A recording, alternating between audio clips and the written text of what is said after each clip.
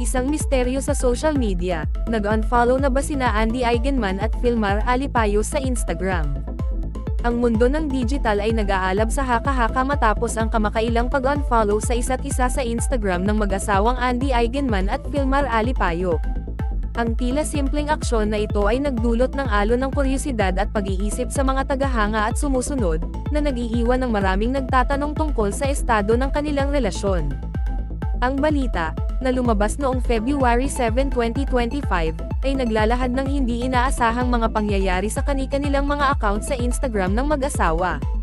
Napansin ng mga tagahanga na ang account ni Andy ay hindi na sumusunod sa Chepops handle ni Filmar, at sa kabaligtaran, ang account ni Filmar ay hindi na sumusunod sa Andy Egan Girl handle ni Andy.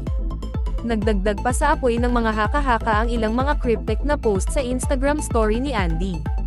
Kabilang dito ang isang larawan ng 2025 Chinese zodiac, na nagpapakita ng ahas, na sinusundan ng isang katulad na larawan na may caption na, "I just found out it's the year of the snake.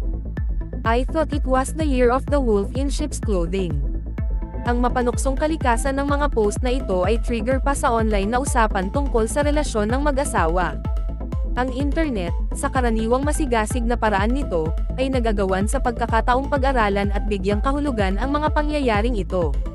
Aktibong nagkomento ang mga tagahanga at sumusunod sa mga post ni Andy at Filmar, nagpapahayag ng iba't ibang emosyon mula sa pag-aalala at kuryosidad hanggang sa tahasang haka-haka. Marami ang naghahanap ng mga sagot, sabik na malaman ang kahulugan sa likod ng pag-unfollow at ng mga cryptic na mensahe. Habang hindi pa tinutugunan ng mag-asawa ang sitwasyon sa publiko, ang katahimikan ay trigger lamang sa mga haka-haka.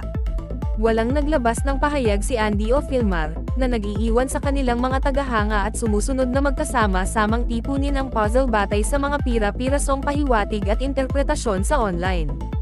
Ang insidenteng ito ay nagsisilbing isang malinaw na paalala ng epekto ng social media sa modernong kultura ng mga tanyag na tao.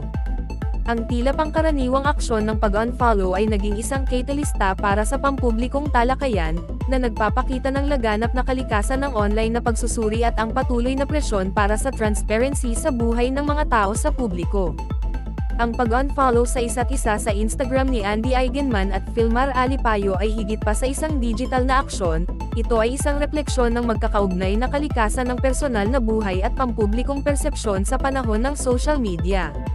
Itinataas ng insidente ang mga tanong tungkol sa mga hangganan sa pagitan ng privacy at pampublikong persona, at ang papel ng social media sa pagbubuo ng mga salaysay at pagpapalakas ng interes ng publiko.